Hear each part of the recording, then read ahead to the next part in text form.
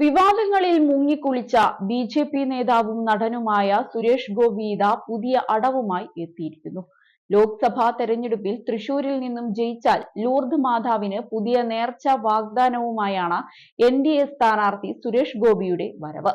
എം.പിയായി തെരഞ്ഞെടുക്കപ്പെട്ടാൽ 10 ലക്ഷം രൂപയുടെ സ്വർണം ലൂർദ് മാതാവിന് നേർച്ചയായി നൽകുമെന്നാണ് സുരേഷ് ഗോപി പ്രഖ്യാപിച്ചിരിക്കുന്നത്.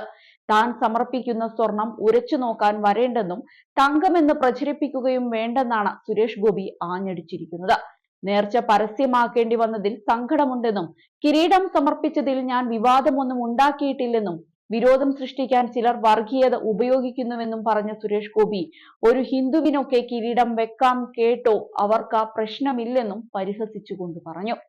ഇനി പ്രശ്നമുള്ളവർ ഇതിൽ അധികം ചർച്ച ചെയ്യാൻ വരേണ്ട എന്നും സുരേഷ് ഗോപി പറയുന്നുണ്ട്. ഇനി തൃശൂരിനെ പുകഴ്ത്തിക്കൊണ്ടും താരം ചിലതൊക്കെ പറഞ്ഞു വെക്കുന്നു.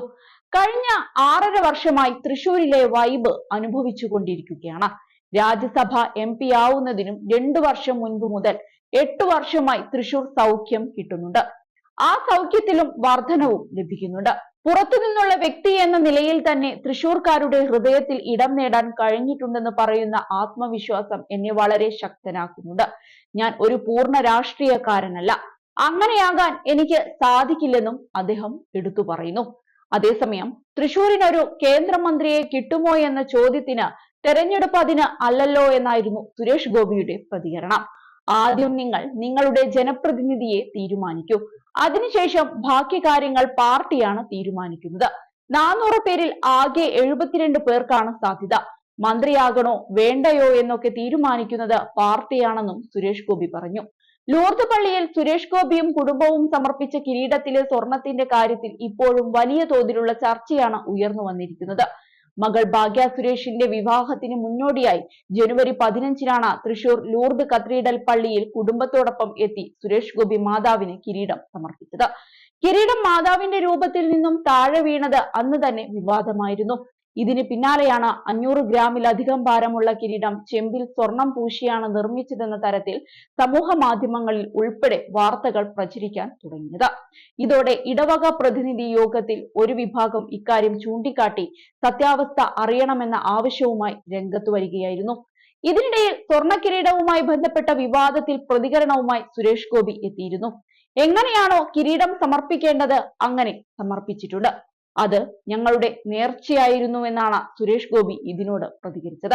ഇത്തരം വിവാദങ്ങൾ കത്തി നിൽക്കുമ്പോൾ തന്നെ വരാനിരിക്കുന്ന ലോക്സഭാ തെരഞ്ഞെടുപ്പിൽ സുരേഷ് ഗോപി തൃശൂരിൽ ബി.ജെ.പി. സ്ഥാനാർത്ഥിയാകുമെന്ന വാർത്തയും പുറത്തു വന്നിരുന്നു. ബി.ജെ.പി. പുറത്തുവിട്ട 195 പേരുടെ ആദ്യഘട്ട സ്ഥാനാർത്ഥി പട്ടികയിലാണ് ഇത് സംബന്ധിച്ച പ്രഖ്യാപനം നടത്തിയത്. തൃശൂർ അടക്കം കേരളത്തിലെ 12 സീറ്റുകളിലേക്കുള്ള സ്ഥാനാർത്ഥികളുടെ പട്ടികയാണ് ബി.ജെ.പി. പുറത്തുവിട്ടിരിക്കുന്നത്. തൃശൂരിൽ നേരത്തെ തന്നെ സുരേഷ് ഗോപിയുടെ പേരാണ് ഉയർന്നു കേട്ടിരുന്നത്. കേരളത്തിൽ ബി.ജെ.പി. ഏറെ പ്രതീക്ഷയർപ്പിക്കുന്ന മണ്ഡലം കൂടിയാണിത്. അതേസമയം LDF-നായി VS സുനിൽകുമാറാണ് മത്സരിക്കുന്നത്.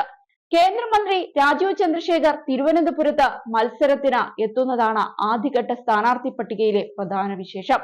മുതിർന്ന കോൺഗ്രസ് നേതാവും മുൻ മുഖ്യമന്ത്രിയുമായ A.K. ആന്റണിയുടെ മകൻ കൂടിയായ ബി.ജെ.പി. ദേശീയ സെക്രട്ടറി അനിൽ ആന്റണി പത്തനംതിട്ടയിൽ സ്ഥാനാർത്ഥിയാകുന്നതും ശ്രദ്ധേയമായി. നേരത്തെ ബി.ജെ.പി. ലയിച്ച ജനപക്ഷം പാർട്ടി അധ്യക്ഷൻ PC ജോർജിന്റെ പേരായിരുന്നു ഇവിടെ ഉയർന്നു കേട്ടിരുന്നത്. എന്നാൽ ബി.ജെ.പി. PC യെ തട്ടിക്കളഞ്ഞ് അനിലിനെ സ്ഥാനാർത്ഥിയാക്കുകയായിരുന്നു.